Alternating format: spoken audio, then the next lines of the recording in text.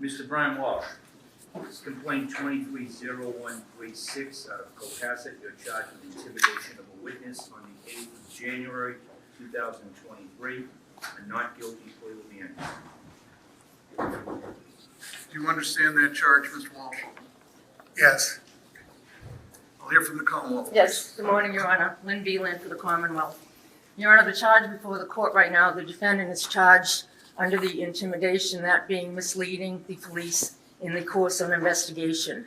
The investigation was into the missing person of Anna Walshe. Anna is the wife of this defendant. She's 37 years old. They have 3 children, 2, 4, and 6. Anna Walshe was last seen on New Year's Day about between 4 and 6 a.m. in the morning. The defendant indicated that she left the house to go, she works in Washington, D.C. The defendant indicated in the subsequent interview that she left the house around 6 a.m. taking an Uber or Lyft to go to the airport, where she was going to go to work in D.C. That was the last time she was seen. In the course of the investigation, police were notified around January 4th by her employees in Washington, D.C. that she had not shown up for work on January 4th. That was the first time that she was notified that she was missing. Up until this point, the defendant had not notified anyone that she was missing. In the investigation, was determined that she actually had a plane ticket for January 3rd, which she did not use, and did not show up at the airport, nor her D.C. job or her apartment in D.C. It was indicated that the defendant, police checked during the course of this investigation. There was not a Uber or any kind of Lyft that had picked her up on January 1st. In fact, in the course of the investigation, it was determined that her cell phone pinged in the area of the house, which is located on Chief Justice Cushing Way, that her phone pinged on the 1st and the 2nd, which is after the defendant had said she had left. Additionally, the defendant right now was on house arrest, pending sentencing in federal court. Part of that probation and condition, he was to report his whereabouts if he was to leave the house. He indicated as part of the investigation, when police spoke with him, that on January 1st, he went to his mother's house. However, it took him a lot longer because he got lost going to his mother's house in Swampscott. He also subsequently indicated and stated to the police that he went to Whole Foods and CVS. Police subsequently did surveillance and checked. There was no surveillance or indication that he went to Whole Foods nor CVS. He indicated he purchased some items. There's no receipts for him having purchased that. He then returned home. Surveillance was checked by several police during this time frame. These statements caused a lot of delay as part of the investigation, as police now were focusing on the North Shore. He further indicated that on January 2nd, as he was supposed to report in, that the only time he left is that he went to take his son for some ice cream. Surveillance checked during the investigation indicated that the defendant, in fact, on January 2nd, sometime after 4 o'clock, went to the Home Depot, which is in Auckland.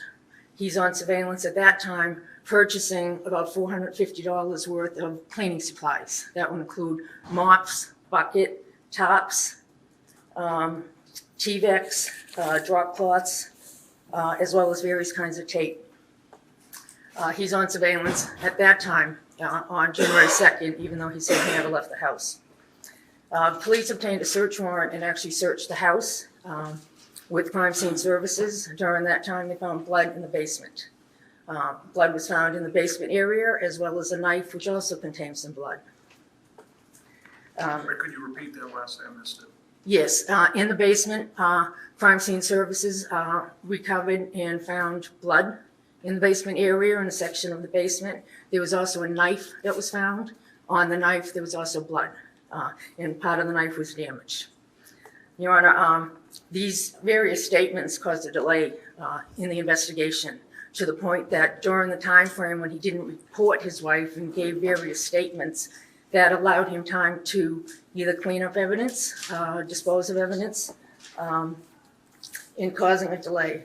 As of this time, Anna Walshe has not been found. So because of that, the Commonwealth is asking $500,000 cash bail. At this time, these are the charges. Ms. Minor. Good morning, Your Honor. Mr. Walsh's wife has been missing since January 1st, and it is true that her employer contacted the police on January 4th. However, that was as a result of Mr. Walshe, Brian Walshe, contacting the employer to say, I haven't heard from my wife. The employer suggested that their security team, who was a former law enforcement officer, contact both the Cohasset police and the DC Metro police, which he did.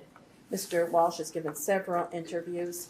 We have consented to searches of his home. We have consented to searches of his property. We have consented to searches of his cell phone. I negotiated with First Assistant District Attorney, to demote you, Lynn Beeland, on the terms of that to protect attorney-client. He has been incredibly cooperative. The charges are not anything relating, he's not charged with murder. He's charged with misleading investigators by not saying, as I understand it, he went to Home Depot in Rockland. He did say he went to Press in Norwell, and as Your Honor knows, the Rockland Home Depot is right next to Norwell. If in fact he was there, it was next in the town next to him. With respect to the other alleged omission, is that he was in Brockton and Abington. They don't have him stopping anywhere in those areas as far as the police report says. He did say that he took his son out twice on the 2nd. He is on home confinement. He has a bracelet on him. A violation has been noticed of him, so if he leaves here, there's a federal detainer. He will be taken to federal court, and I would suggest that on the bail violations in federal court, the appropriate place to decide those conditions of release is in the federal court. I would ask for low bail or no bail, and to let the federal courts decide this. He's not going anywhere. He hasn't gone anywhere since January 1st. He's been in the house. That's true. He's been in the house with police almost 12 hours a day. I've been at the house with him with police for at least 8 hours a day. Well, not yesterday, but yesterday the police were at his house and he was at my home. But Friday and Saturday I was at his house for at least 8 hours with police officers present. So it's not that he's been there changing evidence or somehow impeding the investigation. The charges are he neglected to mention that he went to Abington and Brockton, and that he neglected to mention that he was at a Home Depot.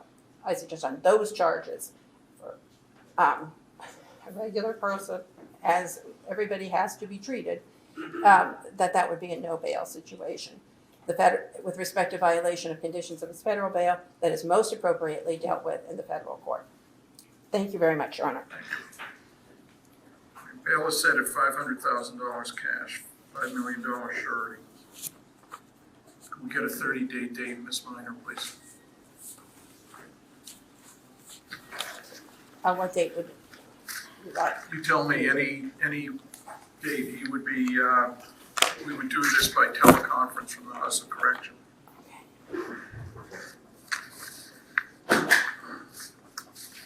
Richie, I want you to keep the, Yeah, if I can I just have a look. copy of the warrant, so keep that in the file, please. Thank you.